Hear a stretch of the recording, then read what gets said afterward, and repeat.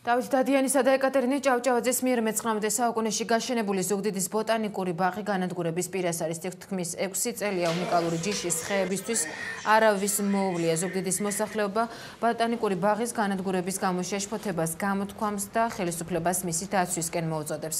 ბაღის მფლობელის ვინაობა ამ დროისთვის უცნობია. სავარაუდოდ ის ეკონომიკის სამინისტროს ბალანსია, თუმცა ამ ინფორმაციას ადგილობრივ ხელისუფლებაში არ ადასტურებენ. წლების წინ კი ბაღი საქართველოს მეცნიერებათა აკადემიას გადაეცა და მას ცენტრალური ბოტანიკური ბაღის ზუგდიდის ფილიალი ეწოდა.